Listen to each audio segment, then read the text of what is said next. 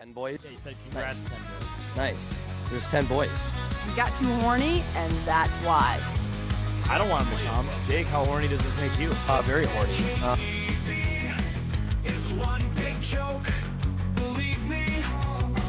Minnesota sports in all sorts. You see, they know it's never gonna get easy. You see, they know it's Minnesota, constant pain and misery. And I'm a part of Al Qaeda. It's 10K TV. It's one big joke, believe me. Minnesota sports. In all sorts. Dude, he could turn Daniel Jones into Brett Favre. Minus the penis pics. Yeah. You can legally smoke crack. What is a DVOA? I went dicks, vaginas, or ass. I think that's what it is. Don't know much except to yell. Ladies and gentlemen, welcome back to another episode of 10K TV presented by 10,000 Takes. My name is Boss Man, joined by journalist Jake, and Sarge is fishing in Canada Again. again. Yeah.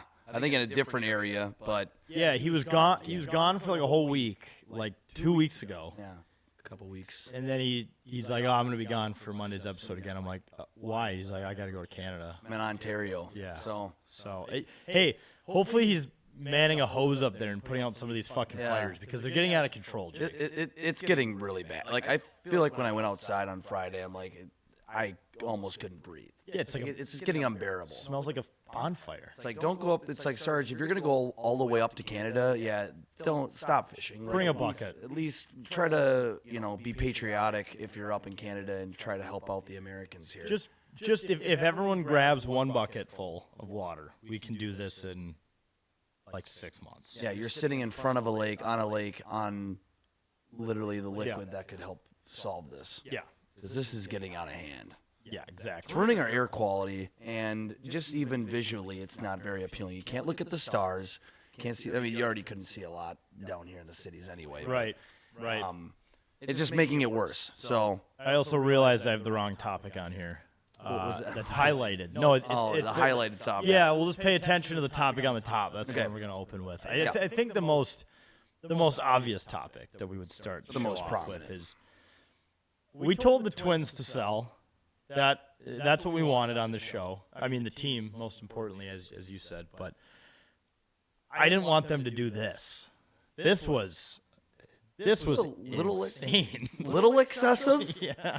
Like it's like they were just trying to cut payroll to almost say fuck you to the fans, and like we're gonna try to pocket as much money, and they're going to sell. But yeah, I expected maybe half of the players, maybe. Yeah. It's like they just. It was literally a fire sale like that. I don't know what they're. I mean, were they really gonna do? They were trading away players like we were the Rockies, like we had 20 wins Yeah. through 3 months into the season. I didn't think we were.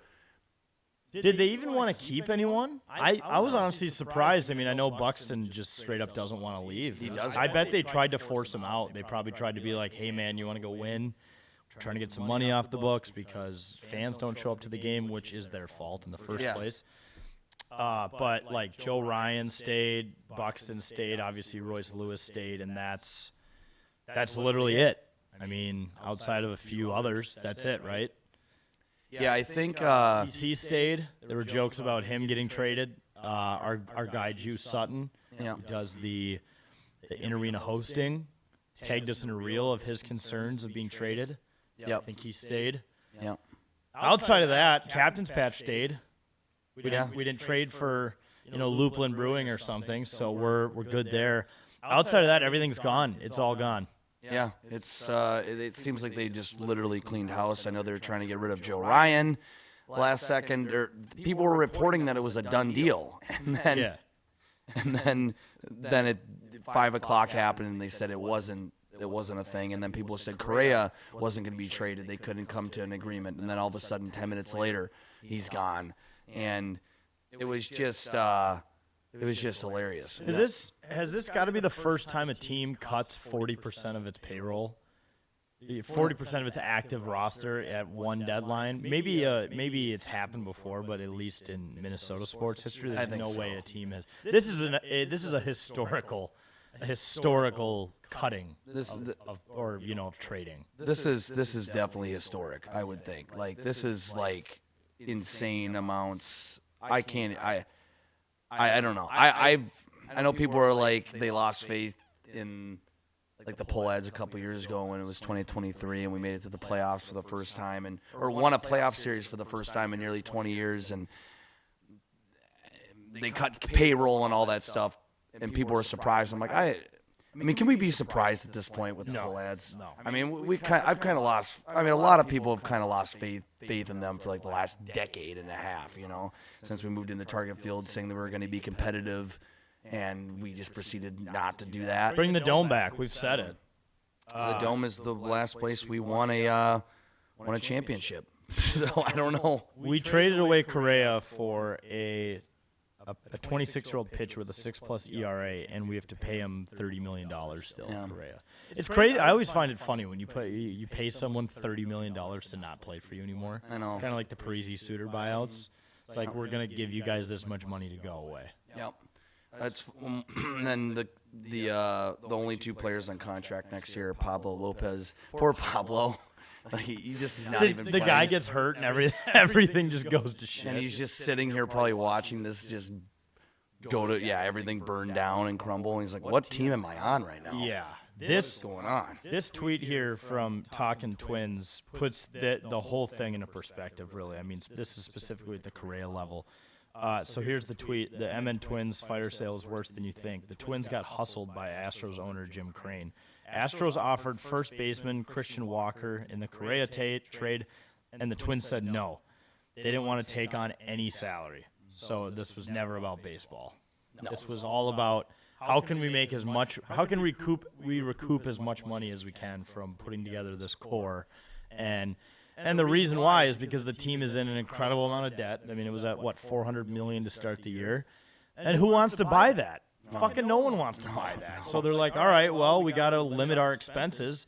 But you get rid of the players, well, now you're not going to make any income because no one's going to the games. Yeah. People are like, fucked either way. I think people were saying like, if this player goes or this player or Correa leaves, like I'm not going to a game until the Poleads sell. So there's so many.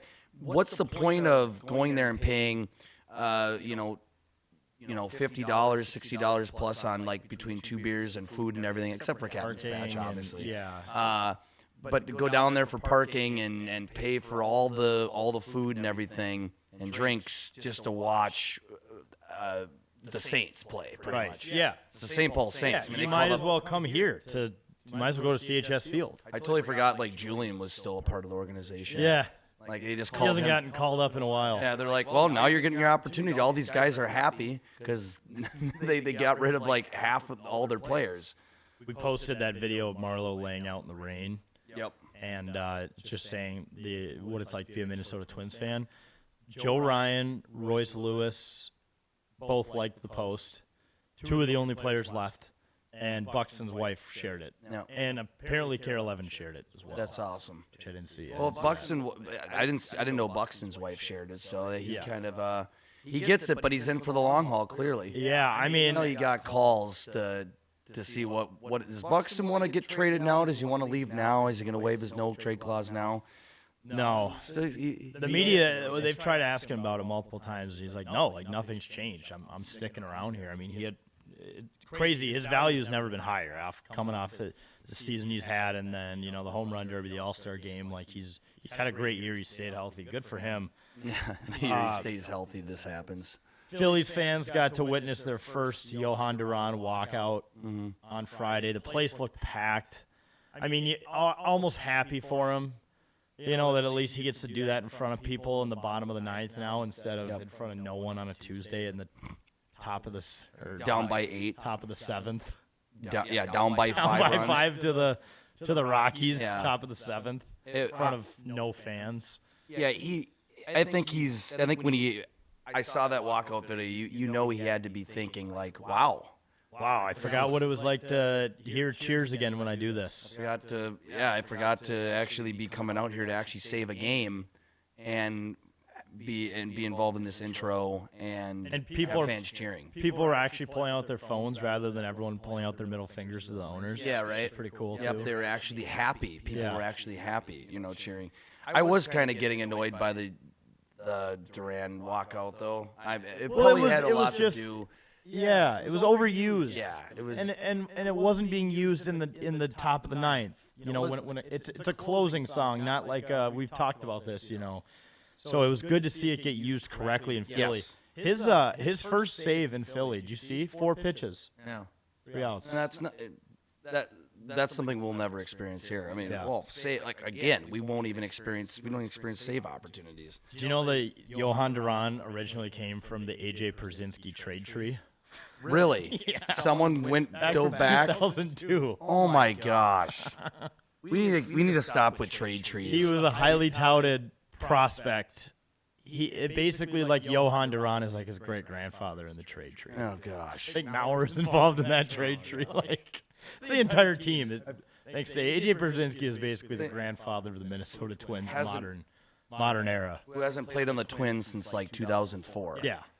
Since the last time we won a playoff series before 2023, Yeah. maybe he's secretly fucking with all of this. Yeah. AJ Pierzynski, it's like the Sith Lord in Star Wars, the Emperor. He's Yeah. the one. It goes beyond. Strings. The Polads are just the kind of the puppet. Right. They get all the shit into the punching bag, but it's really AJ Pierzynski who's like the Emperor behind all this. That'd be something else.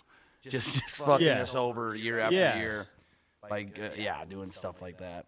That's funny. The Varland trade felt personal. Not little because bit. he's a friend of the program, but No. because Minnesota guy. Minnesota guy, his favorite team growing up, he was having the best year of his career, which people say, obviously buy low, sell high, but I think he had a 2-something ERA, was pitching really well. I didn't realize this. He's making league minimum until 2031 with his contract with the Twins. Jeez. They're basically not already paying. They're paying him the bare minimum, and apparently that was too much. Wow. Yeah. That doesn't make sense to me. I feel like, how long has he been with the Twins? Like, he was drafted by them, right? Yeah, Yeah, and he's been with them for 2021, 2022, maybe. yeah, I don't know. Not that long. Not that long with Not the long team, enough. but And like I said, he's been pitching really well. They traded away their top 5 relievers. That's another stat. which our top 5 relievers compared to the rest of the league is not, to me, is not the top 5 relievers in the league. But they were our best relievers, but pitching was the worst part of our team for sure. by We far. won yesterday. Who even closed? I don't know. I don't know. I just have been so just. That's how we won. I'm like, oh shit, we won 3-2. There must have been some decent pitching down the stretch. It was so bizarre watching them on Friday, the day after this madness, and Joe Ryan's just on the mound, and Yeah. it's like it's like playing. It was like playing a game of Survivor or Squid Game or something. Yeah. It was who's gonna make it out of this trade deadline? And Joe Ryan survived it all, and we go to the extra innings and we almost win. So that was bizarre, but yeah, I got to look that up. Yeah, I don't even. I mean, yeah, top 4 relievers. Griffin Jacks. Did you hear how messy his situation ended? No. He requested his own trade on Thursday morning, so he apparently just lit up Rocco in the tunnel on last Wednesday when we got blown out, and then there was like Correa tried to talk him down and tried to. Whatever. And then on Thursday when the trade started going through, he like hit up his agent. He's like, yeah, I'm gonna waive my no trade and get me the fuck out of here. Okay. Requested one. And the deal got done like 5 minutes before the actual deadline. So he thought he was gonna have to stay, which nothing worse than that. Like, I just screamed at my coach about how bad this team is and about his decision making, and then I requested a trade because I hate this organization, and then I didn't get traded. So now I got to show up to work every day, and everyone knows how much I hate it all. That would have been bad if he didn't get if the agent didn't land a deal. Yeah, those 4 minutes, he's Oh, very man. thankful for. He would have just sat out the rest of the season, which you probably can't do if you're under contract. But Yeah. dude, yeah, it was Erasmo Ramirez that got the save. Okay. Can't save Did every. they do the Oh wait, we were probably on We the were road. we were in Cleveland. I was gonna say we got to do Duran's walkout to whoever closes. Dude, they should just switch it. I mean, Yeah. that's the only thing exciting that they can market with Yeah. this. With the, I mean, they shoved it down our throats. Uh-huh. I mean, Especially this last year, 2023, it was cool. Yeah. Last year it was still kind of cool, but there were concerns about the payroll, and you kind of knew the end was near the way the decisions Yeah. were being made. And this year it was like like when a crack addict is like just smoking to stay alive.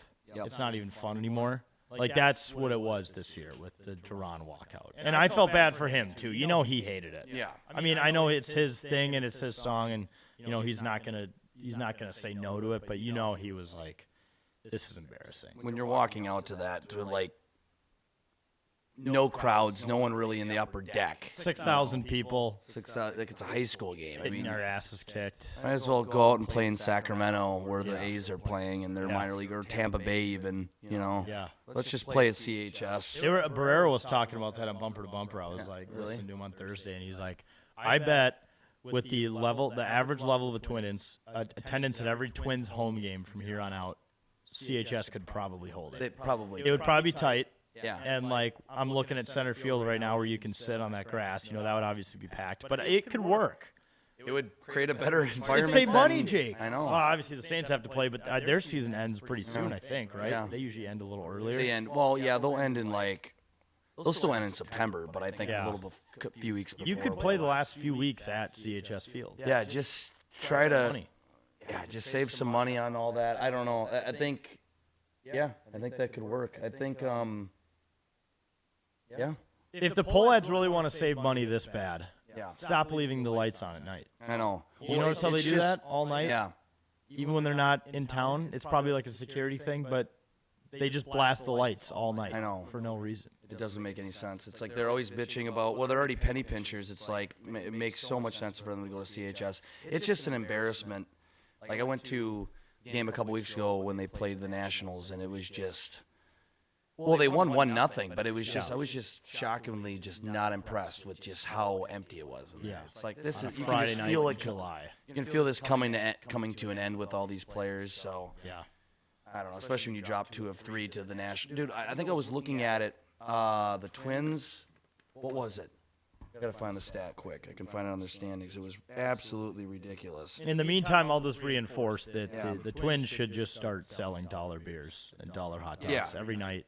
Free parking, $10 tickets. You're probably going to end up making more money doing that than continuing to just charge what you're charging for everything. Exactly. That Dollar that's the way to captain, get incentivized. dollar captain's patch. We'll put in the request. Yeah. It'll get denied, but we'll at least say we tried. If it was up to us, we would be doing dollar captain's patch night every night, or at least every weekend night. Yeah, maybe every Friday, Saturday, Sunday. Dude, that would literally Captain's patch is $1. That would be a little bump. There'd be a little bump. but there would be people coming in for that. Or I can Yeah. still watch Major League Baseball and get dollar beers. Yeah. Or $2. I mean, that's cheaper than the bars around. You got to Right. beat the bars around. Otherwise, people are just going to go to the bars or stay home. Right. Well, it wasn't necessarily applied to the Twins, but it's kind of sad because we lost the series to Colorado, right? Their run differential is negative 277. Yeah. That's got to be a record. Yeah, that's really bad. For And reference, there's still 2 months of the season left. yeah. And the Twins are minus 34, to put it in the reference. And then they lost to Washington, who is minus 134 in the run differentral. It's almost like everyone. It's absurd. almost like in those after the All-Star break, everyone was just checked out. Yeah. They were like, you know what?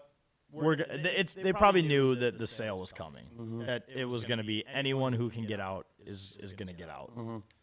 That's so fucking bad. I think that National Series changed. I think if they won that series, I think it would have changed the mindset of it. And they dropped 2 of 3, lose that series, and then They just threw proceeded their to- hands in the air. Proceeded to, they're like, okay, we're done. We're going to LA. It's done. Oh, It's over. But yeah, it was a literal fire sale. It's actually the most insane day of, I think, of my sports fandom. Like, obviously, my college hockey team won a national championship, and there's been other things, but I think as a sports fan my entire life, Thursday was one of the craziest things I've ever witnessed. And I thought it was going to stop at maybe like Bader and Castro, like some of the guys that they called rentals that were, here on cheap deals that could get you into the playoffs. But I figured those guys were going to be gone. But I was really shocked by Duran. I was even more shocked by Correa. I mean, I understand the downside of Correa with the injuries and all that, but he was someone who brought fans to the stadium. He was a popular player. Some guy burned his Correa jersey today. Yeah. Told you about TikTok. TikTok. That's just insane. I mean, that's still like almost a $200 jersey. I mean, you still have a still the Joey Gallo jersey. I still rock that. I think any fan would much rather burn that one than a Correa jersey. Correa had an amazing playoffs, and 2 years ago, 2023. Going back to the original point, the poll ad saw that and we're like, oh yeah, let's just slice this payroll. Yeah, let's just start cutting this down here. We had our best season in 20 years, but let's see what we can do with less money again. Right. It's like they just watched Moneyball one time. Yeah. They'd never seen the movie. They saw it. They're like, "Oh, wait, we can do this. This is possible. All right, let's do it." Yeah. But let's remember, as cool as Moneyball was, they still lost in the first round of the playoffs, the ALDS, to the Minnesota Twins in 2003 or 2002 or whatever it was. So, let's not get too ahead of ourselves. So, I think that this is definitely excessive on what we saw with them, but. I'm also not surprised. I can't be surprised. Is there any trades we didn't get fleeced in? No. Like there weren't any of these trades, and we're not the biggest baseball experts, but even like Cam, who is hardcore, works for the Underline, like he wasn't excited about any of them, and he knows all the prospects, and he follows all that shit. There was like every time there was news, someone was on the block with another team, he'd be like, "What's the return? I really hope it's this guy or this prospect." And it was never that person. Well, I will say I was following that. I was catching up on that chat on Thursday, but there were a couple instances where Cam and Josie, they know a lot more about the prospect pipelines than we are, and they were like kind of weirdly optimistic about some of the returns. Like they were like, "Oh, this prospect, blah blah blah. Oh yeah, he's actually really good." I'm like, well, he's a prospect. But the guys that we just traded were good prospects too. I mean, the guys we traded are you're starting over. Experienced 20-some, 30-year-old players. Yeah. You're talking about prospects that are 18 years old that are trying to get into one of the toughest leagues in the world. Right. You got to go through 4 teams sometimes. Low A, high A, single A, double A, triple God, that A. ripple effect has to be bananas because everyone from the Saints is now on the Twins. Yep. Wichita that gets fed into the Saints. They're the double A. And then someone else feeds into like every team at the lower level now is going to suck because of this. It's a shifting order. Everybody that all the lower A players though, they got to be happy. Yeah. And they're like, we're moving up. I I don't care what's guess. happening. Job security. Get to show what I can do or what I'm made of. But yeah, it's just you're going to start picking players from your beer league softball team, the crew. Yeah, we're going to have to. We're going to move to low A or high A or whatever. We're going to get. They got to find somebody. They got to find some players to fill in. I don't know where the low A teams get their players or funneled in. I don't know. Yeah. Just really low end prospects, but there was a huge shift, an earthquake that happened within the entirety of the organization beyond just the Twins. So it'll be fun. Yeah. Final thing I had. Did you see the DM I received from a member at Interlaken Country Club? Okay. So for those who have not heard this story, so Interlaken Country Club is a very prestigious country club in Edina, and a lot of the elites play golf there and are members there. And I actually got a DM on Thursday from someone, which I will preface this by saying this is the least surprising thing ever, but I still want to say it. Yeah.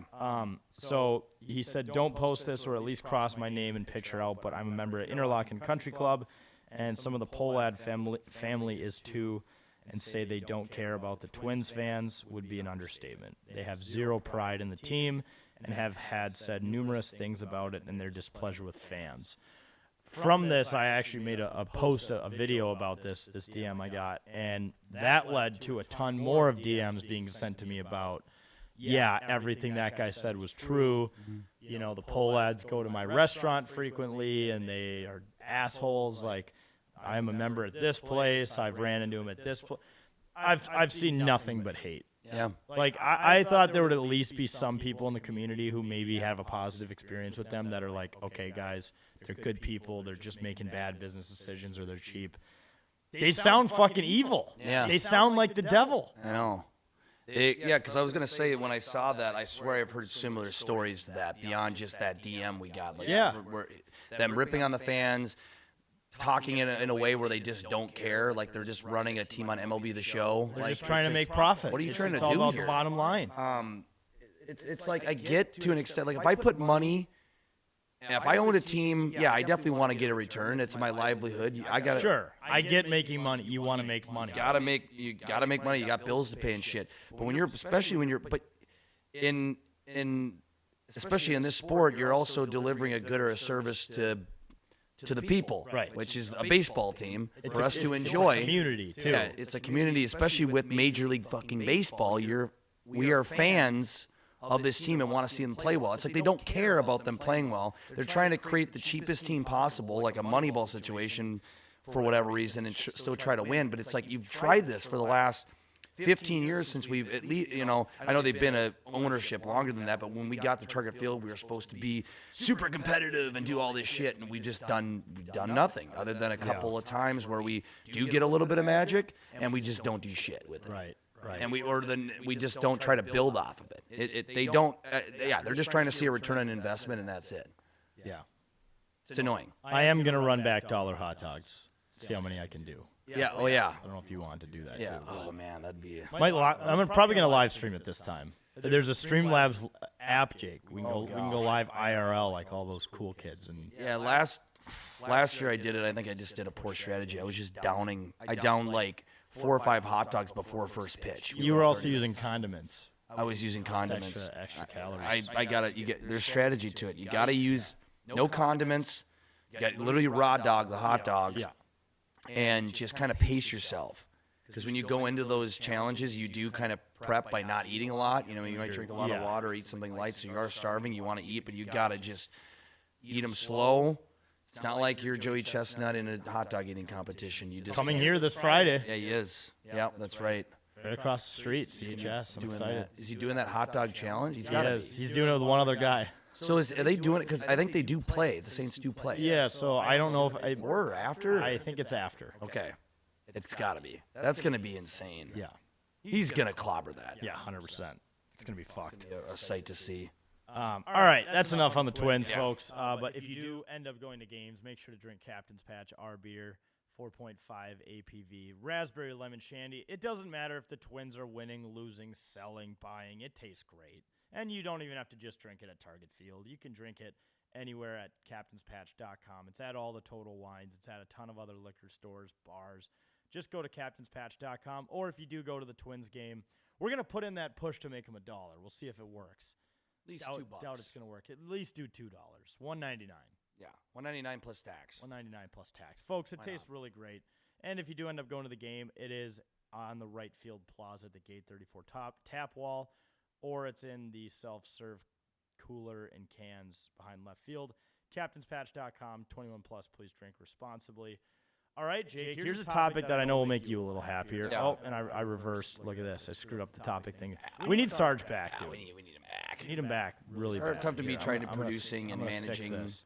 Trying to do both here. the module Streamlabs. If you're listening, if you're listening to back audio, you're not seeing this. They but, say as the CEO, you wear many different hats. I'm the producer and one of the hosts tonight. it can be a lot. analyst. We're fine. It's a Monday. Yeah. This is on brand for us. It's fine. So you got forward Wyatt Cullen. Big news, committed to the U via Instagram last night. Yep. Obviously, son of Matt, Minnesota Wild Yep. alumni. Yep. Legend, Minnesota legend. I mean, he's from Minnesota. Yeah. I forgot where Matt Cullen played college. He didn't play it. He didn't play at the U. He didn't play at the U. I don't think he played for North St. Dakota. Cloud. Yeah, there's like I saw someone I should said know today that Husky fans are in hell today, so it's got to be St. Cloud. I can double check that. I think it's St. Cloud, Matt Cullen College. So he just so his son Wyatt, St. Cloud State. St. Cloud State, decommitted from Michigan State, and which I guess committing doesn't mean it does not even mean anything. these Well, days? committing, it's like a verbal commitment. Yeah, you essentially, just until say I'm until going to you- go there, but Till you actually sign something and you actually fully enroll into the school, like you're not. It's just really, nothing. It's not guaranteed. we should just start committing the stuff. Yeah, I commit. I'm going to play goalie for the Minnesota Wild this year. Verbally committing to be the emergency backup goalie. Verbally committing to streaking the field at Target Field this year. Yeah, But, verbally committing to eating 20 hot dogs on Dollar Dog Night. But I can just pull back my commitment. Right. You don't have to. It's a verbal It commitment. doesn't mean anything. It's actually, Writing. if he's trying to grow his Instagram, I would just start committing to all the colleges. Get all the fans on board, start following you. Build your personal brand. Yeah, try to see if you can verbally commit to as many colleges as you can before they catch on. Yeah. I don't know. Well, yeah, were you just talking about Brooks? Yeah, so, yeah, and then he's so expected his to follow him now. he's just gonna follow him. It's his older brother Brooks. It's like, fuck Michigan State. Why do you want to go play hockey in East Lansing? No. Gross. Come to Minnesota. Yeah. We'll welcome you with open arms. That'd be great. The Cullen brothers. It has a good ring to it for the Gopher hockey team. I mean, this is a team, and they're really good. I mean, they played for Moorhead.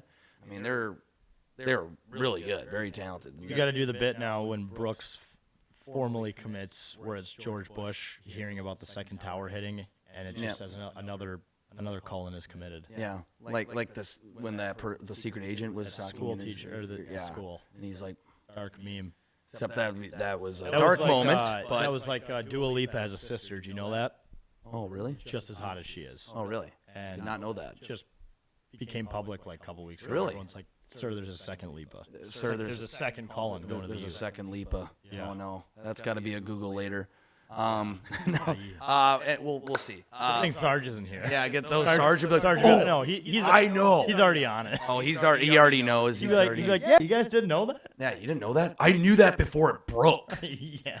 I googled that shit. He knows the family tree like we know then I know the Brzezinski trade tree. Yeah, he knows the Lipa family tree. He probably knows the family tree of several of his favorite porn stars. Oh, for sure. Just for whatever reason. Like she's got a sister, hot but not in porn, Yeah. but or whatever. We sidetracked. She needs to commit to OnlyFans. Yeah. Verbally commit to. I verbally commit to OnlyFans. Dude, speaking of, last tangent. Did you see that there's some 18-year-old girl who just launched an OnlyFans today and already made $1 million? That's insane. That's pedophilia, right? For all the dudes who were waiting? That is. Like, I was just about to say that is pretty speaking of the disgusting. Epstein list. Yeah, it's like, and these guys that were like, if she was she like teasing it too, like think before so. she turned 18? Oh Yeah. gosh, there is just some really weird, fucked up old people waiting for that shit. That is borderline pedophilia. 100%, That's because fucked she up. was not 18 until like today. And people were gearing up for it. Yeah, and, oh gosh, It's like people who are already watching Tiger Woods play Charlie Woods. Woods play Yeah. every single week. It's like, okay, we got to wait till he's good enough. he's playing in junior Yeah. professional events, and he has a lot of time to develop. You We're can fine. watch him play the PNC with his dad every year. Yeah, and Christmas that's time. it. Like Otherwise, it's a little odd. that is very weird, very odd. Is Gopher hockey back? I mean, it depends what you mean by back. I mean, in terms of like, because we lost a little confidence again last year in the first round when they had all these great pieces together and they should have did this and should have did that and they should have won made it to the Frozen But then a Four. lot of guys left. A lot of guys left, and they obviously went to the national championship a couple years ago and lost to another small New York school. And I mean, yeah, this kind of reinstills a little bit of confidence because I know Motzko has been recruiting well outside of Brooks and Wyatt, Colin. So I think this reinstills a little bit of confidence that we're gonna build back a roster again that's gonna have a shot at it again. Probably to choke, but hopefully not. Yeah. But no, it reinstills confidence that they're still recruiting well. Guys still want to come play here, and we still are can be thought of as a hockey powerhouse. But See, North Dakota's been kind of doing the whole CHL, WHL thing this offseason, which is another interesting angle. Because they just allowed that like a couple this years is ago. I think the first year you can do it. first year. That's just like that number one who draft signed- prospect. Yeah, not Forgot his Gavin name. McKenna. Some Gavin something I forgot. Dave, whatever. I don't $700,000 to a 18-year-old kid. Where he would have just if before this, new rule change, he would have just stayed in the WHL for this year before he got drafted. Just like fucking man, my brain's not working today. The guy on Bedard, Connor Bedard. Yeah. Like you can imagine if he went to college. I mean, Oh my if God. this rule was implemented a few years ago, Gavin McKenna, that's who did it, right? it was Gavin McKenna. Yeah, Gavin McKenna. $700,000 to Penn State. But if Connor Bedard was around, or if he was still playing in the WHL or juniors or wherever he was playing when this rule was implemented, I'm sure he would have got. And It could have raised NIL, I bet $1 million. It would have been like $1 million. Or like a McDavid. If McDavid goes back to college and he's as touted as he's been his entire life, he could probably make $1 million. I guess I'm not surprised they implemented that rule change to allow WHL and CHL players, but those leagues are insanely good. Yeah. They're teetering NHL, AHL level Right. of competition. So for this Gavin McKenna to come into college hockey, it just changes the landscape. Right, as folks have been saying. Speaking of NIL, I forgot to just a little plug here too. We made shirts for the Gopher football linemen. So That's right. Yeah, the Minnesota Movers, dangerously close to our friend Gage Osmus's company, the Mini Yes, Movers. but Who people tagged him thinking he'd be upset. He wasn't, because he's one of our best friends, so that doesn't make sense. And it's not his actual name. But, yeah, Gopher football linemen rocking our stuff, rocking 10K gear. and I saw Gopher Football's official page, especially on Instagram, shared it to their story. And Okay, so they're yeah. on board. Yep. That means PJ's on board. Yep. Everyone's on board. Now, PJ Fleck needs to let Mike Hawk run out on the Right. field before the first game. Do you see Marlo put in our group chat today the custom Mike Hawk joggers? No, I did not see that. Look in Discord What the hell? later. It's on Discord. Okay. He's been just tooling with Some some Mike Hawk joggers. with some weird stuff that's on that website we can make merch through, and he made some Oh, no. joggers. Was it just in the merchandising? Yeah, that chat. It says Mike Hawk, and then like number 3, I think. I'm looking at. I see a lot of Viking stuff. Maybe it's in the main chat. Might be in the main chat. Okay. But Anyways, go. If you want to support Gopher football linemen, go to 10ktakesmn.com and get the Minnesota Movers. Yeah, you found it. Goodness gracious, those are cool You though. might have to buy those, Jake. Hottest merch item of the year. Should tell Marlo to make it. I don't know, but I don't know if we can get away with that Minnesota logo. The Minnesota Yeah. emblem. You'll probably have to take the logo out of there. That could be but a it's just C&D. it just says Mike Hawk. And it's just near your crotch. Oh yeah, That's just kind of the bit. yeah. That's the bit. Goodness. Well, speaking of just a little Gopher hoops, Oh, you got to go for hoops update. Nico Medved just landed some big Wyzetta recruit, Saw that. Nolan Anderson or something, and he got he wasn't like the top recruit in Minnesota that was getting looked at by necessarily all the ACC schools or anything, but he definitely could have went somewhere else Yeah. to play at probably a program with more established reputation over the last few years, but he wanted to play here because he quoted the culture. So the coaching staff and Nico, he liked it, and he liked the culture that he thinks he's building. And See, I don't think Ben Johnson would have been able to land him. no, he would have been gone. And it's probably not because he's a bad, Nico's clearly just a better salesman. That's what half of the job is. But probably a salesman, but he has the experience to back it up. You know, Right. he did at Colorado State, and he's been a head coach before, and I think he knows how to probably talk these kids and sell his platform because he has been a head coach for a lot longer. Ben Johnson wasn't a head coach, so you kind of feel bad for him, but you're becoming a head coach for the first time at the University of Minnesota. Yeah. It's a tough sell to get recruits in, man. Right. So Right. And Nico's it was got a tall order. he's got the repertoire behind him. He's got the vibe, and yeah, we'll see. Go for sports. Yeah. Getting going here with Yeah. hockey, and then basketball and football is coming up here. So Well, and just football in general, we have the Vikings are back this week, Jake. yeah, they're back. Asterisk back. Well, preseason back. but- Back-ish. Yeah, preseason back. McCarthy, we just got the word that he's playing on Saturday. Yep. That better should, be. Should be a fun preseason game. Those Saturday ones are always a blast. I know people were saying that there were some people thinking, people were asking. Why he was playing. Or is he going to play? No, he's not Tom Brady that hasn't played the league for 15 years. He's Yeah. coming up, and he's got to play. Yeah, at least the he's- first 2 preseason games. He's played one other preseason game, and that was a year ago. Yeah, and that That's was the last time he's played a legit game of football. Just think about that. he played 3 quarters because he got pulled. I mean, obviously to give whoever or Mullins or whoever was our. I don't know, Mullins wasn't here last year. Who the hell was our backup behind? Jaron Hall. Because I don't think Darnold played 1 snap in that game. I think, or 1 drive. Yeah. And then McCarthy came in for 2.5 quarters, and then It was, Who was it? Who was the third? jeez. I don't know who the third one No, was. Mullins, Was gone. he wasn't gone yet. And the only reason I know is because people said that Darnold and Mullins would go to Park Tap together. So I think Yeah. Mullins was still here, unless he got traded right before the year started. I think when we were hearing about Mullins and Darnold, it was before the trade deadline or free agency or something. Okay. You look up. I'm curious, like 2024 Vikings. Wasn't Jaron Hall. It was not Jaron He was Hall. gone already. Jaron Hall. To confirm, not Jaron Hall, as my dad would say, Jalen Hill. But I want to see. the depth Ripon chart. wasn't here. He wasn't here yet. It's a fucking. I'm looking at our depth chart right now, which doesn't. It might have only been Darnold, and then it might have just KOC was probably the backup. Yeah, KOC was definitely. He was probably the backup. Dude, look at this backup situation now. I pulled up. I tried to find last year's, but obviously it just pulled up this year. So you got McCarthy, Sam Howell, Brett Ripon, and then Max Brosmer. Right. And literally, we're biased for Brosmer because we've seen him play, but like he could be QB too. He should at least get reps this Saturday. This He- Saturday. He needs to get at least a quarter. Just let him cook. We need to see it because I heard Howell's not playing well. Brett Ripon is. Is Brett stop. Ripon? Yeah, It's Brett Ripon. Brett Ripon. It's not a quarterback name. No, it's just not. And I can never. Someone always gets pissed off for some reason how I pronounce it. It's blah blah blah or Ripon or. Okay, who cares? Yeah, it's He's a third string backup. But yeah, I got to figure out who the other quarterback was. It might have just been McCarthy and. honestly, yeah. Who Well, who was our backup when McCarthy was out last year? Was it Mullins? when you mean when Darnold went down? Because remember how Darnold didn't play for was it like Yeah. a quarter or something when he Yeah. did something to his knee? I don't even remember.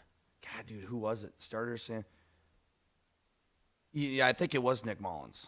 I also don't think our ball knowledge should be judged based on Yeah. our ability to recite I'm dumb. Nick last Mullins, year's backup quarterbacks. Yeah, we shouldn't be getting this worked up, but I'm stupid. I was thinking of that Mullins was traded with Kirk. Mullins just got traded Yeah. this offseason. Yeah, that's what I thought. Yeah, So it was Mullins. Yeah. It was Mullins. So Yeah. okay, that Because whatever. I remember like I'm an idiot. Sam would throw a pick at least that first game against Detroit, or the second game against Detroit. Like after his first interception, people were like, "All right, bring in Mullins." bring in Mullins, Darnold. which we don't need to see that again. At Yeah. least, I mean, Mullins was okay. He had balls. Got to give him that. But- he slung it. But he just in those big time situations a couple years ago when we came in for Dobbs, like he definitely was better, more consistent than Dobbs was. But when he tried to make those, he'd underthrow balls, get intercepted. Like remember we were at that Christmas Day game against Detroit. We were rolling down the field. We were down by 6. yeah. He had Jefferson open at like the 5, and he just underthrows the ball. Gives it so much hang time. It was crap like that he just wasn't. It was like his fourth pick of the game too. Yeah, he couldn't And then- play in those big. It's kind of like Darnold in a way. but- Yeah. And they tried to do the tush push with him like 4 times in a row against And- Cincinnati. doesn't work. How do you fail at the tush push that much? No. So it's just. So we're talking about the quarterbacks. There's quarterback situations. It just Hopefully worries me. McCarthy is the guy, and there's nothing else that could happen, because if it does happen to him or he's not, we were talking about this before the show. If he doesn't pan out, like we are beyond fucked. Yeah. Or even if he just gets injured again. Yeah. And we're playing well with him, and we need a guy to just come in for 2 or 3 weeks to keep the season afloat. I don't trust Howell. No. I don't trust this Ripon guy. Like I'm. Like I said, want to we're biased. give Brosmer the benefit of the doubt, Bro- but if I'm putting my life on the line, No. gun to my head, I'm not picking him either. No, but we've seen him make some really amazing throws with the Gophers and do great things. And I heard he's having a good practice. So it's like, you know what, just give him a shot. Yeah. Put him in there. Give him some reps at least in the preseason here. All right. Only other thing I have as really awesome story. So I didn't know the Saturday's practice featured some shenanigans. So this comes from, I believe, who was the Vikings beat writer for The Athletic? Alec Lewis? Probably Alec Lewis. It sounds I feel right. bad. I This is on the Athletics website. Yeah, by the way, so- that I learned this Yeah. from. So what happened was linebacker Brian Asamoah jawed with new guard Will Fries. Okay. And then undrafted edge rusher Tyler Batty clobbered running back Aaron Jones, igniting a full team tussle. So there was a big fight at practice on Saturday. Between our own players? Yes. Oh, Which goodness. is kind of a common thing in training camp, which is hilarious. Yeah. But this is the best part of the whole story. Ready? So Brian O'Neill was asked to comment on it, and he said that was fucking awesome. Oh, nice. Yeah. I guess that's the right attitude. Yeah, Just- like just have fun with it. boys I are guess. just having fun, showing some testosterone. They- They're not backing well, down from each other. That just goes to show it's not like what the media will make it out to be, or looking at it being like, oh yeah, they hate each other. It's like Right. remember the Titans or some shit, Yeah. like where half the team hates each other and they can't get. No, they're just. It's like it's a heated game. It's in the moment. Get it out of the way. They're in practice, they're fighting for position and everything, and to get a spot on the team, and emotions get heated. It shows that they're emotional and they care. Although undrafted edge rusher Tyler Batty clobbering running back Aaron Jones, I feel like he's not going to make the team. No, yeah. Now after And I that, feel like that probably, was fueling some of the frustration, yeah. and someone said something stupid. Yeah. But you know what? I'm glad that I was hoping to see when you were mentioning the storyline that there was going to be some sort of fan fight at training camp. There might have been those two unreported. Can you imagine, like we've seen fan fights at preseason games, like in Jacksonville, Oh, yeah. between their own fans? I couldn't imagine. There's got to be some. Maybe not in Minnesota. We're very cordial individuals. And these are also the summer months when people are in a good mood. Yes, and it's before the season, before we're actually drowning in our sorrows of being a Minnesota sports fan. So, but I'm just surprised that I wouldn't be surprised if there are like fights going on in the crowd at these training camps. Yeah. Like in Jacksonville or I don't know, I'm just thinking of more southern places where people maybe get like a little more Houston. rowdy. Yeah, Houston or Dallas especially. Especially with what's going on with them. Yep. Final thing, have you seen the clips from Caleb Williams at training camp? Yeah, I have. They're pretty bad. He's not just missing, like he has all the time in the world and he's missing a basic target, or like throwing the ball into like what is it, like those just holes or Yeah, whatever, just like a this basic target practice. Like, and he's missing it. Like how he's just- ironic is it too that clip where he missed the target like all 5 times, all the different targets, the song "What Did I Miss" was playing by Yeah. Drake Yeah, in the background of the practice. Not that like someone Edited it overlaid in, the yeah. audio. No, like this song was playing when he was actively missing targets. that's incredibly fitting. Yeah. I just hope it's not one of those things where they're like hustling people and they come out and Caleb Williams is just throwing darts on game day. I mean, you got to take practice with a grain of salt in a yeah. way, but it is funny to see Caleb Williams doing that, knowing how much the Bears get shit, Right. and how much pressure he has now, and people just say Bears still suck, and then you see these videos surface. It's like they it's already hilarious. suck. Yeah, they're already done. They're already done for the year, and it's funny how optimistic Bears fans are about everything. And I'm having a hard time reading the comments on Instagram, but I do read this one. Did you guys hear about the fight that happened at Vikings training camp? Yeah, we just covered that. yeah, According to Brian O'Neill, it was fucking awesome. Yeah. So That's kind a of good wish I thing. would have seen it now. Yeah, Now same here. I'm feeling FOMO. yeah, me too. I wish I would have seen that. All right, going to the Gophers. Yep, Only 3 weeks away, Jake. How crazy is that? it's weird. Yeah, the 28th. Thursday the 28th, right before Labor Week Day. from Thursday. Yeah, we got the Gophers against Buffalo, which Yep. I'm pretty sure Not we the played- Bills. Not the Buffalo Bills. That would be a disaster. Yeah. Well, it'd be a good warm up before the season. Yeah. Josh Allen versus Drake Lindsey. That'd be a great, interesting quarterback line or matchup. But no, it's a few weeks away, and always excited. I swear we played Buffalo to open the season though a few years ago on the same game. But whatever, it's still a great. No matter who we play, it's always just fun. Yep. That opening day. It's like Thursday. it's the actual football's back feeling. It never feels surreal. Like when you're sitting there watching it, you're like, I can't believe we're here right now and doing this. It's been so long. That's when it feels like the football season kicks off for me, and I'm biased because I've had season tickets for so long and all that. But that's when I feel the official football season kicks off, even for NFL. Yeah. Like that when it finally hits me. Okay, we're close to NFL season because this is college football now. We're here. We're watching it. Preseason is whatever. That's It's fun for a little bit. Like But- the Hall of Fame game was fun Yeah. until the Lions Halfway fumbled through the on second the quarter. first literally kick return of the entire NFL season. and Trey Lance is playing. Yeah. You It was- realize it was this weird. isn't a real game. at Yeah, this point. exactly. But yeah. did you see the catch Koi Parrish made in Yeah. practice? Good stuff. Yep. I And also love that he's wearing a split jersey. yeah, because he's doing the whole Travis Hunter thing. Yep, he's trying to win the Heisman. Mm-hmm. That Corey Parrish is going to win the Heisman this year, is what I see. We're going to use him as our own well, I was thinking like I had already heard they were using him in the wide receiver position, but like I could totally see them doing like end around wide receiver runs, like Percy Harvin style. Yeah, That or would even be like insane. Screens, where he just flips over and then Or he throws the ball. he could throw the ball. Yeah, I bet you he can throw the ball. He seems like what's that guy I keep thinking of that played for the Saints?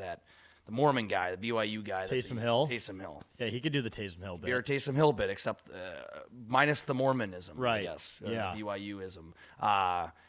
But no, I saw it, and like 70-yard bomb. yeah, which was probably from Drake Lindsay. I don't know Yeah. who it was. I mean, Yeah. he's looking fantastic. Yeah. But no, yeah, it didn't look like Coy Parrish was moving that fast right away. But then he's just so big and has such like long strides. It was just like he just catches like this guy needs to be on all over the field. He literally is Yeah. a Travis Hunter. Right.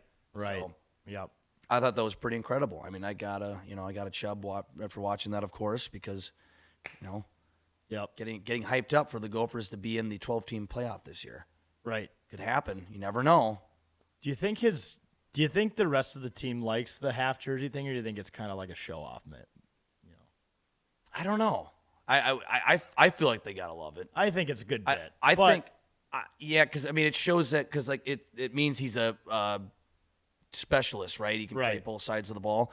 I don't know. They gotta love it. I feel like the whole team loves that they have a Coy Parrish on Right. the team. Just I don't know, a guy to rally around and know that people are gonna be, it'll get butts in the seats. I think. yeah, it's a guy ultimately. who knew it all. They can. I don't think the players would hate that. I think it depends on his attitude. If he was kind of a dick about it, which he Right. doesn't seem like. He seems like a nice guy. I don't know. Yeah.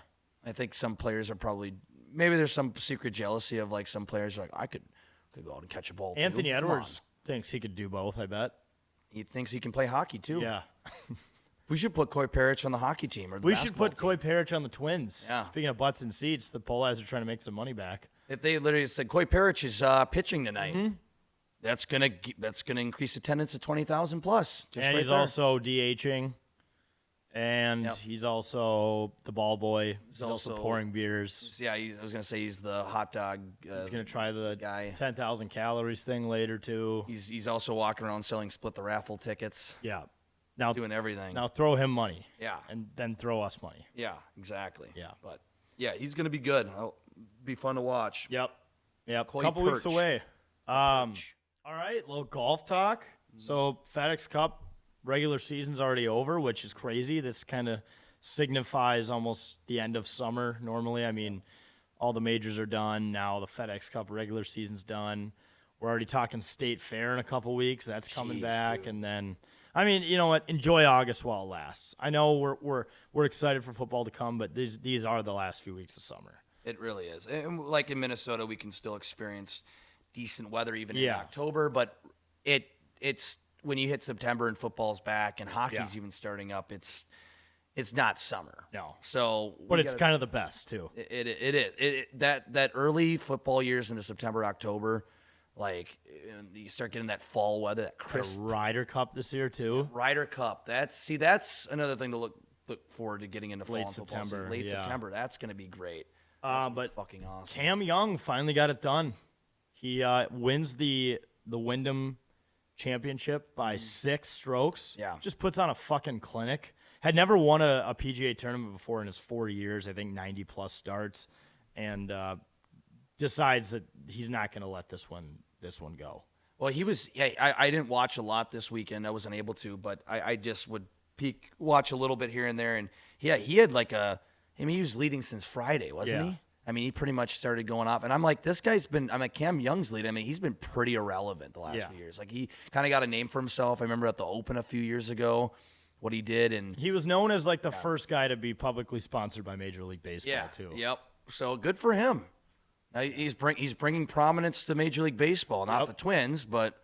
Well, and it's funny because he's sponsored by RBC, the Royal, what is it, Royal Canadian Bank, Royal or Bank of Canada. Canada, yeah.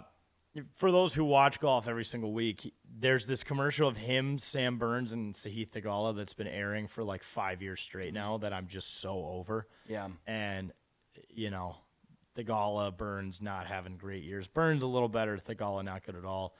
Maybe now we can do a new commercial. Now that one of those three guys has won a tournament recently, maybe we do a new commercial with Cam Young where he's, making the putt and well, he doesn't really celebrate because he doesn't have much emotion. No, he doesn't. Which is fine. Might be fine. He's not throwing clubs into the T-Mobile Yeah. activation. Yeah. Or breaking Not lockers like a kicking Wyndham in Clark. lockers. Yeah, so he seems very calm. Ryder Cup conversation, maybe. I think he's got to win one more tournament in the playoffs, I'd say. Probably. But he's kind of knocking on the door. I didn't know back in when was the last Ryder Cup was obviously 2023. He was ninth in the American rankings, so he could have been a captain's pick pretty easily. Obviously was not part of the boys club, so didn't make it in there, but I just good for him. He's been really good for 4 years now. He had that four-way playoff, remember, to get into the U.S. Open this year. He was having a really rough start at it. Yeah. And, he's clearly just found it. Yeah. No, he's Cam. Well, I'm looking at Cam Young, so he bumped up 4 spots Yeah. in the rank. He's up to 15th, and you got to be Okay. in the top 6 to automatically. So it's Yep. 6 that automatically make it, and then the other 6 are picked. The captain's pick. So Right. if he's playing good enough and Keegan thinks he's hot, right now, then yeah, it could happen. But I think getting in the top 6 is the obvious answer. So he's pretty much got to win out, Yeah. which you never know. But You never know. Yeah, he's got the opportunity to get the points. It's just yeah, only a few tournaments left, really. So I'm so excited for that Ryder Cup. yeah, it's gonna be and does the captain play? Would Keegan play or no? So there has not been a playing captain since Arnold Palmer in the 70s or Okay. 80s or so. It hasn't happened in a long time, but it is possible. I mean, really, the only thing the captain does during the tournament is make the pairings and all that. I think picking the team is the most important part, and then developing the culture and the strategy and all that, and then making the decisions. But other than that, they kind of just ride around in golf carts and monitor, and Make sure everything's going well. they're not like a head coach. They're not calling plays. So No. All right, we want to do a putt left, right. he did miss the cut this weekend though, which I Yeah. think does not help. No. But what is he in right now? He's 10th. Okay, so So it's like if he makes the top 6, he's got to play, right? yes, he He'd have to does. play, yeah. He does, but He's he's, 10th. he's probably running out of time to do Yeah, that. I think for he had to sure. pretty much win the British to get the cap or to get automatically in. But Yeah, Scotty Scheffler is the only one that's mathematically qualified right Yeah. now. That's insane. yeah, so They have vice captains too. yep, Kevin Kisner's a vice captain. Webb Simpson. Brant Schnedeker, Yep, Gary Woodland, and Jim Furyk. yep. Also, too, just in other golf news, did you see maybe one of the greatest hole-in-ones ever at the AIG Women's Open? No, I did not. So I can't remember what her name was, but the person she was playing in the tournament with, her ball was about 2 feet from the hole. Really good shot. Yeah. She hits her shot. It rolls all the way up the green and banks off of the other girl's ball and goes in the hole. Really? Yeah, which is not a penalty because No. it's not like a chip shot or No. like someone didn't mark their ball. They didn't need to move. Yeah, they didn't need to move the ball. Yeah. So Yeah. I gotta look that up. That's Yeah. incredible. It's insane. So if I ever get a hole in one, ever just wreck all, it's gonna be something crazy like that. that's kind of what I was thinking too. Where it's like, is it? You almost are gonna be like, I'm gonna take it, but like, is this an asterisk hole in one? Right. It's not like legitimately hitting the green and rolling in. It wasn't like a perfect shot. Yeah, and just hit one of these times. It's gonna someone's gonna get it like out of our group of people we know or whatever. Where someone's gonna get a hole in one bouncing off of a bunker stake or Yeah. something. Well, I saw another highlight this weekend of Harry Higgs hit a 3-wood on 18 off of the grandstand to 20 feet. Dude, they got to use. They can use that. I know. realize some of those grandstands are so close to the green. They could literally strategically Yeah. use them as a backstop. Well, get the 18 at ball on TPC, it's like if you're between clubs and you don't want to Yeah. go in the water, might as well hit the long club. Worst case, you bounce off the back. Or give a fan a souvenir, or Yeah. almost kill a fan. I guess Yeah. someone saying something on the. Yeah, I'm trying to Instagram. read here. Charlie Woods is a vibe guy on the Junior. Or on the whatever. junior tour? Yeah. Okay, it's good to know he's a vibe guy. No. Yeah, it'll be interesting, dude. This is now the time of year where the captains are really in crunch time, and it almost makes you wish Keegan was out of the playoffs and not playing well because he could pretty much dedicate the rest of this time to figuring out the best way to pick this team rather than also trying to compete to win the FedEx Cup. But Yeah.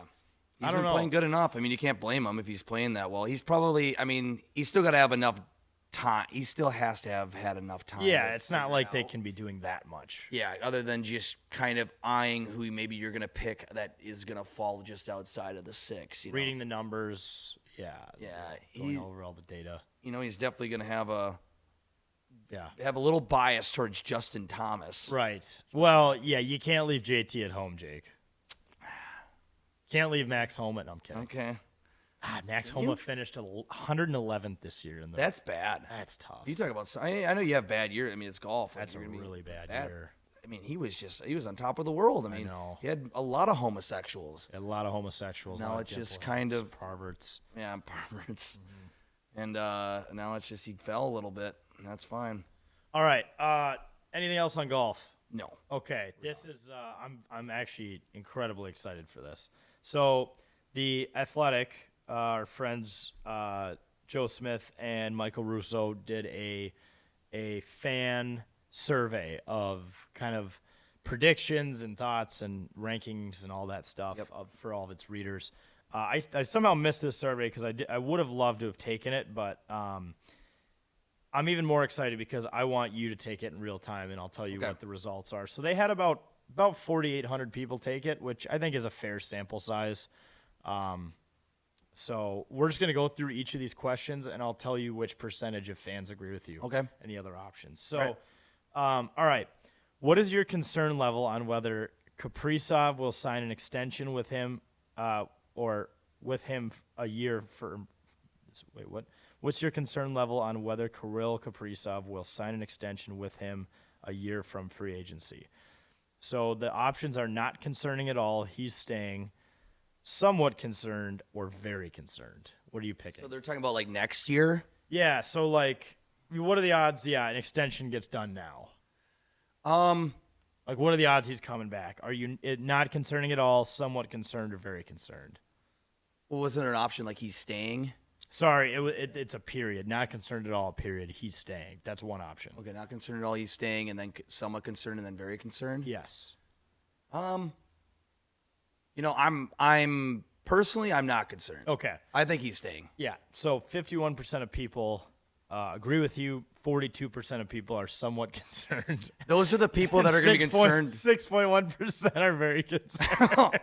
I want to talk to those people. No fun No, to be. dude, there's some way funnier ones coming, by the way. Well, those are the people. Well, I'm sure we can get more into it. But those are the people that like I met at bars were like, keep drinking the Bill Guerin Kool-Aid. Exactly. What Kool-Aid? Like we've been okay, and we're strapped with paying 2 players. Like, You there's also- no Kool-Aid to drink. He also did personally text you and say he's signing Kaprizov with like he's like, I will sign him Yeah. with like 5 exclamation In all points. caps and 5 Yeah. exclamation points. That was a text. So we're drinking So the Kool-Aid. We're drinking it. All right. This is an interesting one too. What do you think a Kaprizov? Sorry, this is. Oh no! There's another funny response here that I was like laughing You out just loud. know at some there's of these. people that are just. What do you think a Kaprizov extension will look like? So a 7 or 8 year term deal between 14 or 15 million, 7 or 8 worth 15 million, 2-year bridge deal, 1-year extension, or he's not resigning. You just know the people. He's not resigning. He's not. All right, so sorry, I'll repeat the yeah, options. yeah. So let's just say 8 years at 14, 8 years north of 14, 2 or 4 year bridge deal, 1-year extension, or not resigning. I think with money, I think it might be. I could see it being 8 years, around 15 mil, a little over Okay. 14. I think they'll be willing to do that. Yeah, so So- majority agrees with you at 45.8%. North of 15 million, which would be an overpay with that term, I Sure. think. 35, especially with his injury history, Yeah. 35%. 2-year bridge deal, 16%, 1-year extension, 0.3%. Yeah, that wouldn't happen. And then he's not re-signing 2.2. Personally, I think like a 5-year deal, like kind of what he signed before, Yeah. would make the most sense because I don't think he's going to lock down for 8 because, you know, he does expect the team to build something, a contender. He does want to win a cup. He deserves a cup. Yeah. So I if I were him, I would sign like 4 or 5 years, but as a fan, 7 or 8 is fine with me, pending he stays healthy every year. Yeah. Because that is something you can't look past.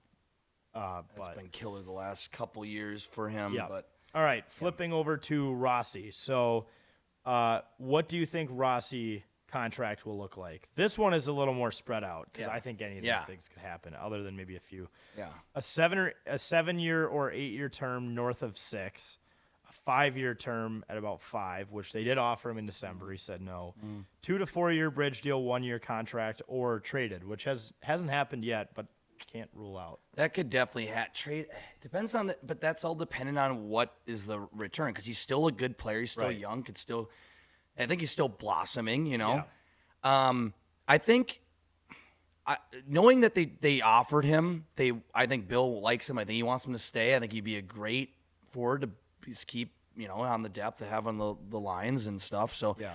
I don't know. I kind of like a 2 to 4 year bridge deal, maybe. Okay. If maybe they don't want to offer him too much, like 5 years, maybe 2 to 4 years. Yeah, no, majority agrees with you. 50.5%. Okay. That's reasonable. But it's too. pretty spread out. Like, I don't see 7 years at 6. No. That's a lot. That's ridiculous. It's an overpay. 10% people agreed with that. 5 years at 5, 15%, which I could see him saying yes to that again now that he's tested the open market. Yeah. They they thought maybe the whole offer sheet thing would happen. That didn't. There's been trades made, but they've been just not good returns, just prospects. So I could see Bill being like, hey, now that camp is starting, let's get this done. Let's do 5-5 or like 4-6. 6 is even kind of a lot. I don't know. 12% say he's going to be traded. 11 say a 1-year extension. All right. What do you think the Wild's contract offer to Rossi would be at 5-5? Would it be too rich, appropriate, or under market value at 5-5? At 5.5 million. Yep. I mean, I guess it depends on how many years we're giving him. Well, 5 years, $5 million. Oh, okay. Is that a good deal? Man, that's a tough one. If I had to have a gut on that, no.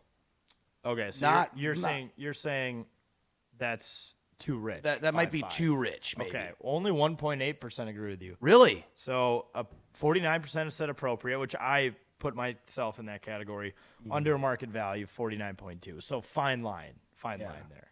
Okay. But So a lot of people said that 5.5 was under the market value, that he's worth more than that.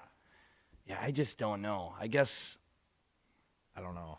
just the way I don't know if I would offer him. I just like having like a 2 or 3 year deal on the guy and Right. spending a little less. Right. But I mean, it's not the end of the world that if we sign him to that, I wouldn't be upset. I don't know. So what do you think Rossi will become? So this is his ceiling. A number 1 center, top 6 center, third line center, or a depth forward. Ooh. I think, what was the second option? Like top 6? Top 6 center. I think he can be a top 6 center.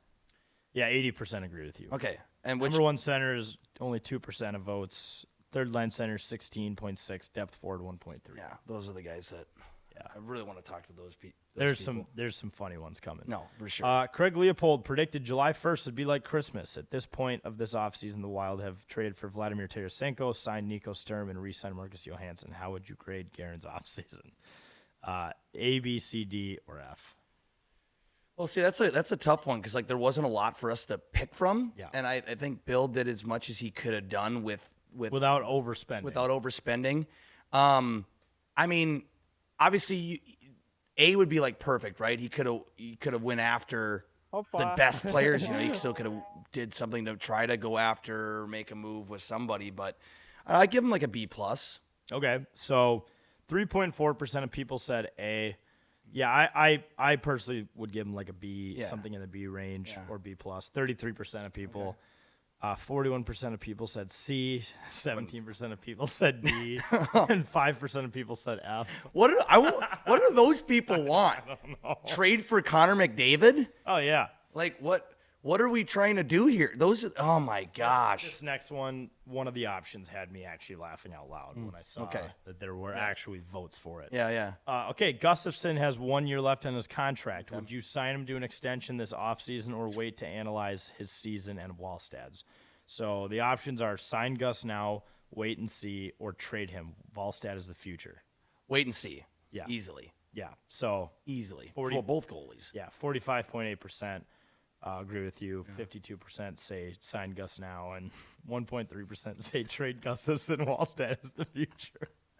He's played like what, three played NHL, NHL games, games. and probably has a GAA of like 3 something. Oh my gosh, which is not necessarily his fault. He was thrown to the wolves in a few of his starts, but and he was injured last year, so I mean, no, you just can't. You can't do that. That's just. We still made the playoffs last year with, in the last year of the cap hell.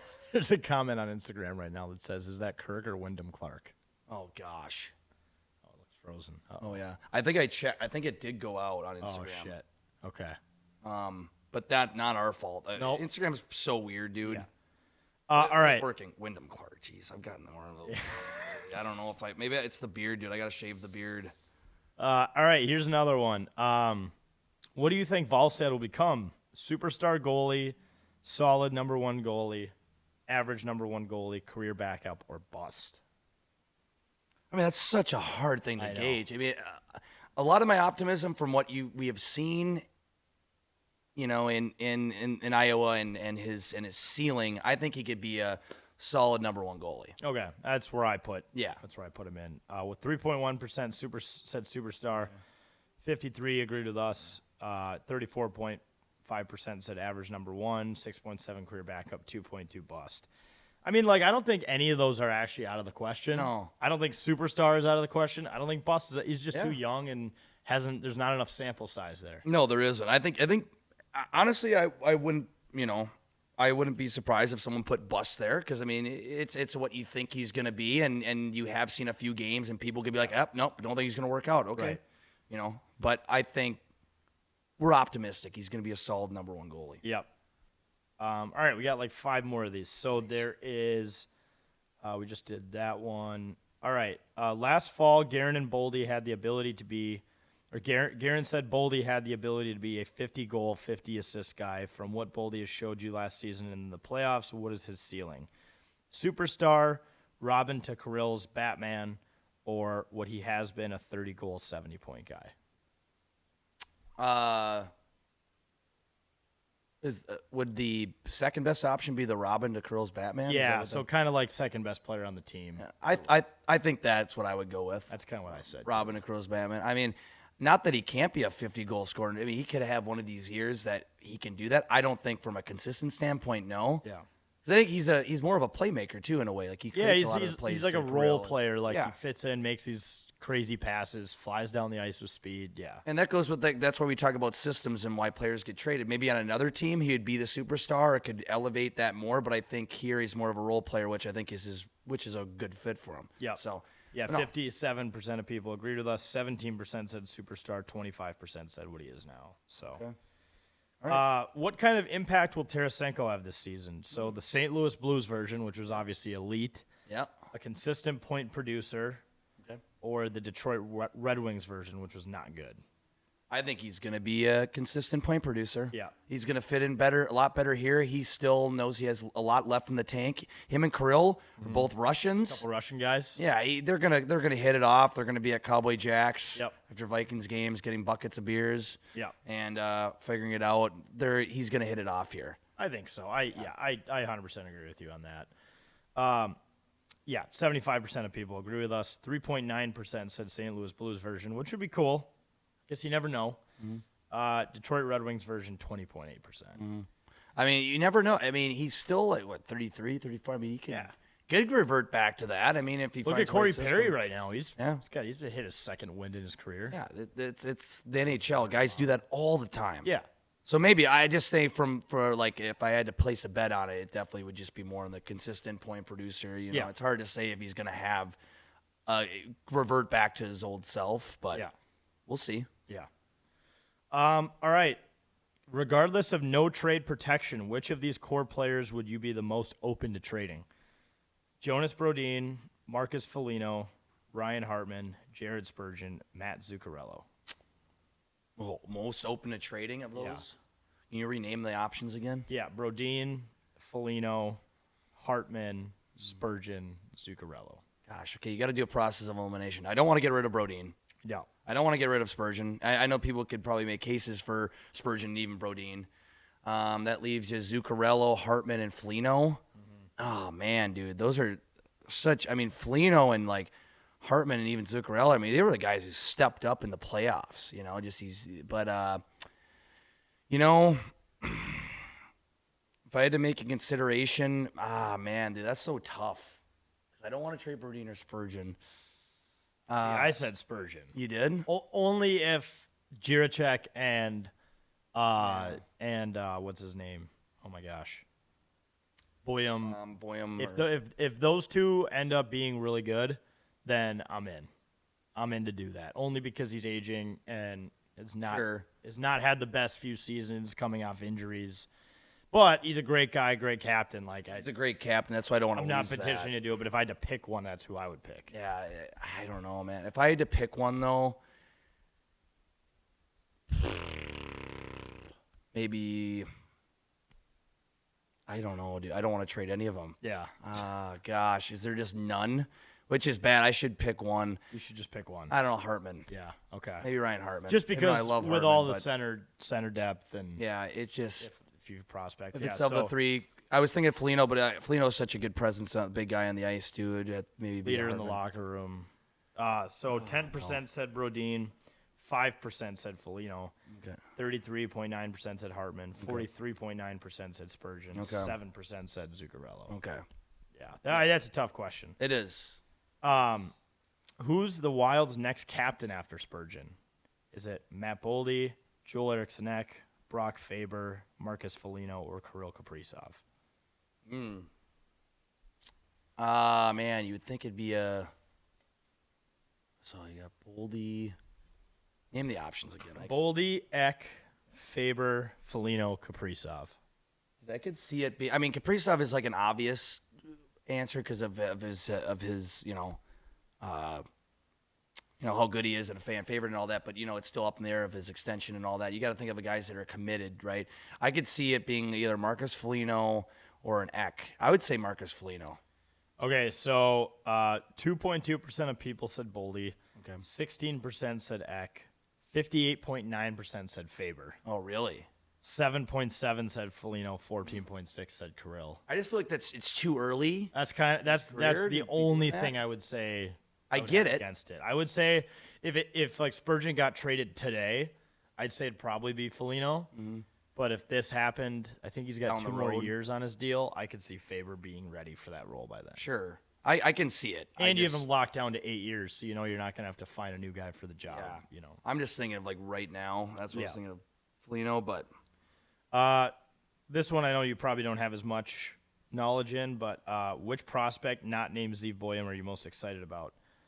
You know what? There's just so many options on this list, and you probably already know, the one that you're most excited Right. about. Which one is it?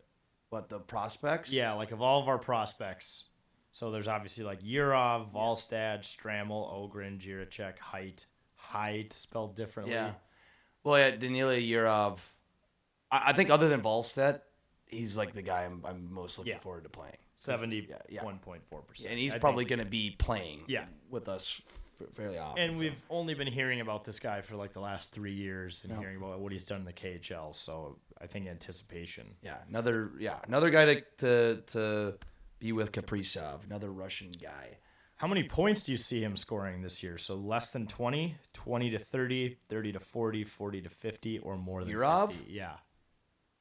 Ooh, gosh, I'm trying to think like what an average player score. I mean, how many points they get. You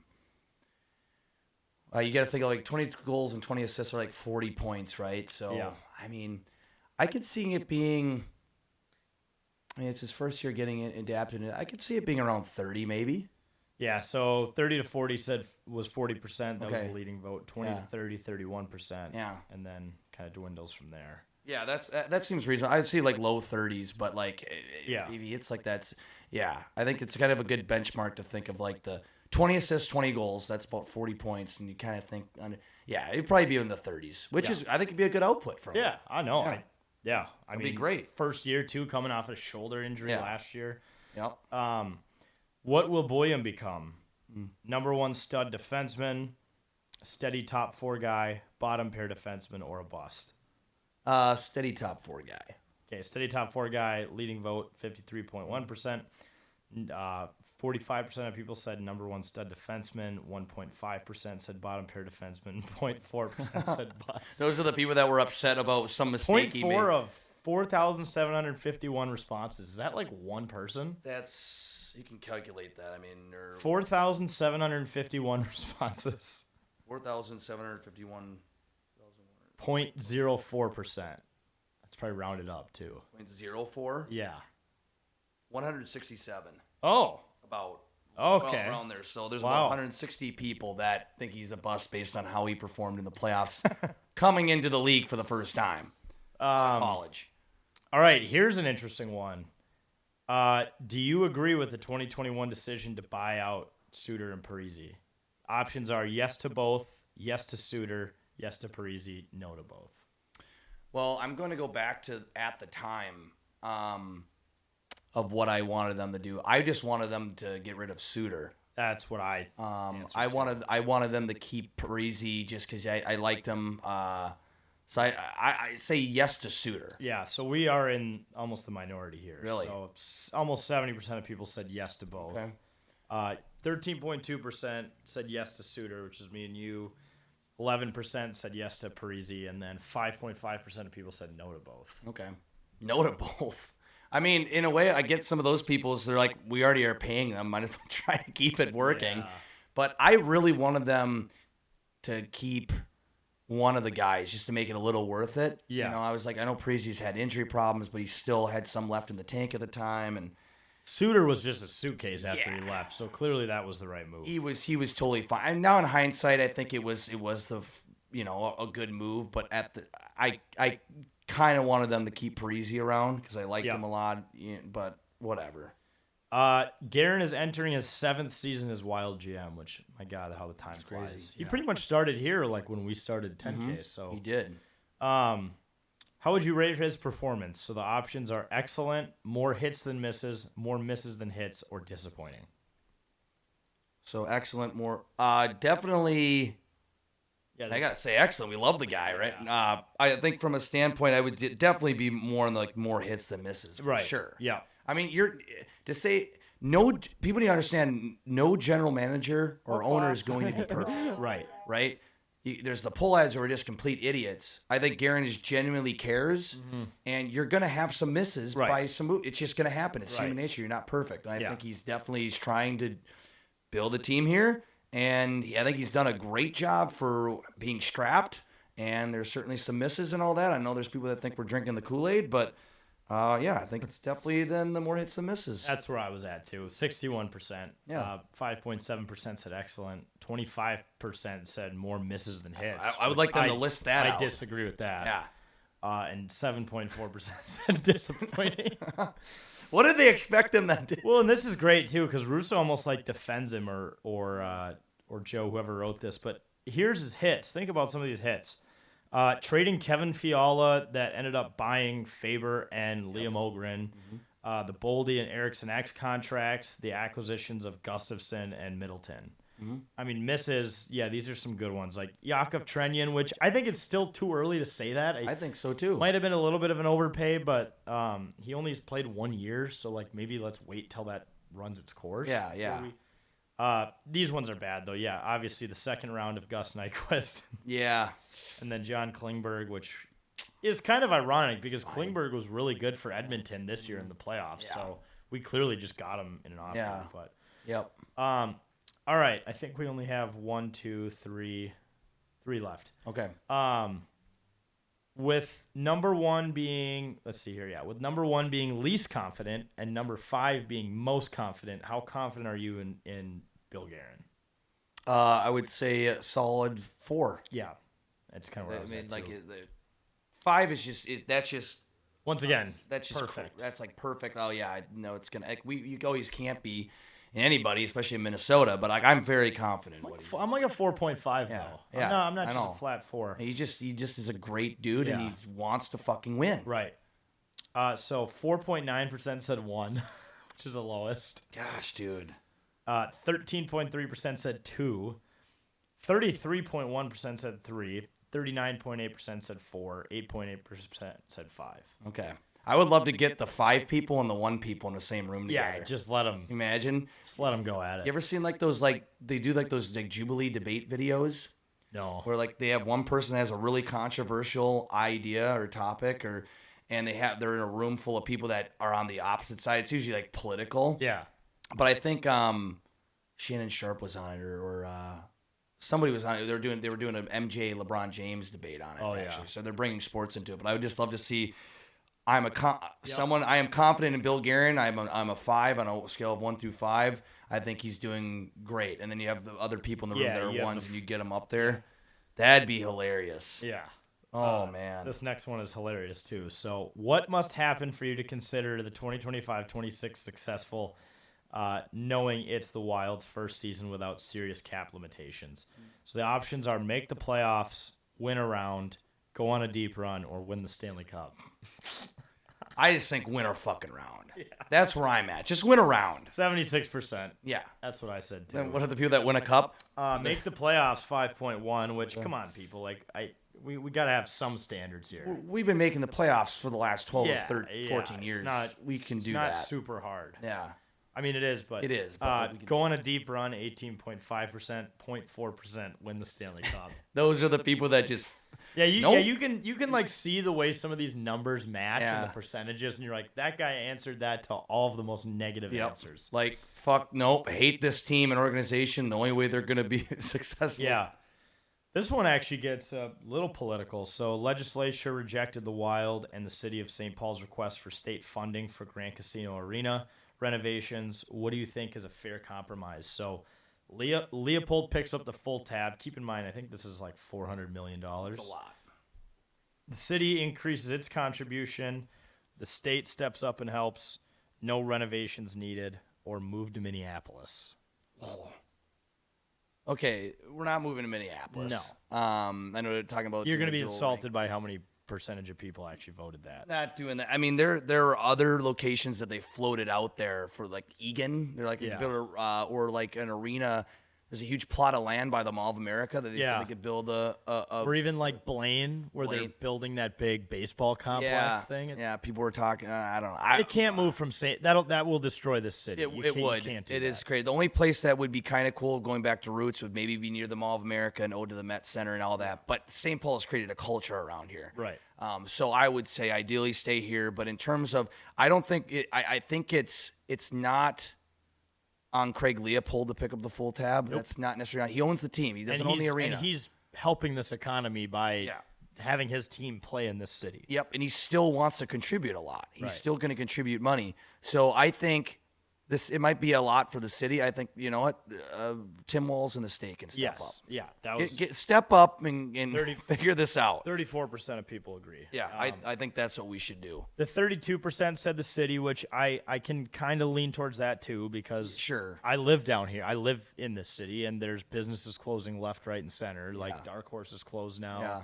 Big River Pizza closed. Yeah. Unofficial news, we're leaving. Technically, Yeah. the city of St. Wow. Paul. We're moving to West St. Paul. If A the huge Wild- move. If the Wild leave, this That might be city's the dead. yeah, Securian Financial in the Wild, and this is done. Yeah. But yeah, 19% said Leopold picks up the full tab, which that's just people who. It's just a lot to ask for him, I man. think he's already offering 200. That's he's- that's not a small amount of cash. I mean, I get he's a billionaire, but It's not about him. It's enough with like, and those people he's being greedy, blah blah. No, dude, he doesn't need to. That's not on him Yeah. to pay for all that. It's just not. this is a fun final one of just our amazing beat writers. From day one of training camp to the last day of the season, who will intake more caffeine between Russo? So Russo drinks a lot of coffee. Yeah. And apparently, Joe Smith just hammers Diet Coke. Like, apparently he has, what does it say in here? He has something called the Panera Sip Cup, which means you can go to every restaurant in town and fill up at a moment's notice. I'm not sure. For coffee? Or for Diet Or Coke. Diet Coke, He okay. hammers Diet Coke. But Russo drinks a lot of coffee. What do you think the fans voted of who is going to drink more? Just caffeine. Yeah. Or I think Russo. Yeah. With the coffee, I mean, coffee contains I think more caffeine contents or whatever. But knowing Russo and how much he grinds, not thing that Joe Smith or doesn't, because we've talked to him. He's a great guy too. Knows almost just as much as Russo probably, but Russo is just fucking dialed. He's a different level. He's just a different breed of person. The way he covers his detail is insane. He's going to definitely be consuming a lot more caffeine. Never takes a day off. Like even when he's on his vacations with like LaPanta, like they're still like recording podcasts. Yeah. I'd imagine he's scheduling blogs for that. Like he's Yep. a machine. He's just on the Twitter. 80% of people agree. So yeah, that's the Wild offseason results. A lot to unpack there, but I mean, you read this and you just get excited for hockey, and unfortunately, still a month and a half away. But we got Vikings preseason football, golf playoffs. There's stuff to watch. Twins Outside are the Twins. We Twins are don't playing. need to watch They're the Twins. they're showing up to the There's games. a team which- playing at Target Field. Yeah, I don't know. People were making jokes. Who was talking to you? It might have been just during the locker room talk at one of my beer league games. We're like, "What's A-Rod doing?" Like, Yeah, and I- people were floating around like Lore and A-Rod should just expand their. It's like, okay, they're not going to do that. That's a lot more money. how much it costs and how much work it is to run one team. You But- think they're just going to acquire another? Someone was saying he should just. You think he still can swing a bat? Throw him out on the team. To Like, to play. play, Oh, yeah. fuck yeah, dude. I bet he could still get on base a couple times. He could still at least hit designated hitter. Yeah. Throwing a pinch runner or something. Yeah. I don't know. Fuck it. That'd be fun. All right, folks, that does it for another episode of 10K TV. Thank you so much for watching, listening. Make sure to buy our clown T-shirts. Yeah, the poll ad. The Jimmy P. Not associated with the poll ads. No. Yeah, it's just a Jimmy P. Jimmy I P. mean, shirt. Jimmy P clown. could be He's anything. a famous clown. Yeah, Yeah, famous clown Jimmy P. Yeah, 10ktakesmn.com. And if you do go to Twins games, like I said, I'll be going to a few more to do various things. But make sure to drink Captain's Patch while you're there. If you can, you know what? If the poll ads can't help out the team, at least help out us. Yes. Buy the Captain's Patch. Sections, gate 34, tap wall, and left field behind the Grey Duck porch. But thanks, folks, so much for supporting and listening, watching as always, and we will see you next week.